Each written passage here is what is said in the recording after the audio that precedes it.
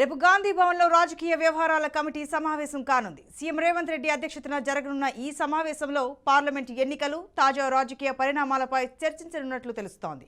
Nominated పోస్టులు, డీసీసీల నియామకంపై PAC committee చర్చిస్తుందని party వర్గాలు తెలిపాయి.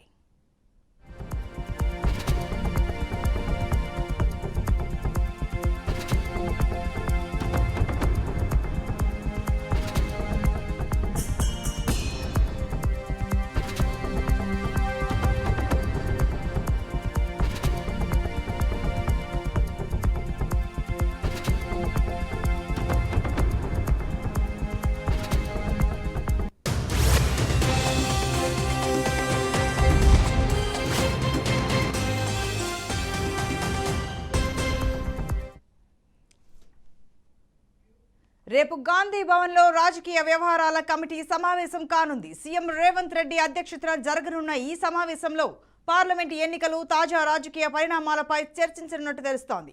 నామినేటెడ్ పోస్టులు, డీసీసీల నియామకంపై పీఏసీ కమిటీ చర్చిస్తుందని పార్టీ వర్గాలు తెలిపాయి. మరింత సమాచారం మా ప్రతినిధి కృష్ణవేణి ఫోన్లైన్లో అందిస్తారు. కృష్ణవేణి, రేపు సీఎం రేవంత్ రెడ్డి అధ్యక్షతన భేటీ జరగనుందని, పలు అంశాలని చర్చిస్తారని సమాచారం. వివరాలు సంతోషి, రేపు కాంగ్రెస్ పార్టీ రాజకీయ వ్యవహారాల కమిటీ సమావేశం జరగనుంది. ఇది గాంధీ భవన్ వేదిక కానుంది. దీనికి సంబంధించి గాంధీ భవన్ లో పిసిసి అధ్యక్షుడు, ముఖ్యమంత్రి రేవంత్ రెడ్డి అధ్యక్షతన ఈ సమావేశం జరుగుతుంది. దీనికి పిఏసీ మెంబర్లు, రాజకీయ వ్యవహారాల కమిటీ మెంబర్లతో పాటు సీనియర్ నేతలు కూడా దీనికి హాజరవుతారు. పార్లమెంట్ ఎన్నికలకు సంబంధించి కూడా దీని మీద కొంచెం చర్చించే అవకాశాలు అయితే కనిపిస్తున్నాయి. ఎందుకంటే రాష్ట్రంలో గవర్నమెంట్ ఏర్పడి 10 రోజుల పైన అవుతుంది.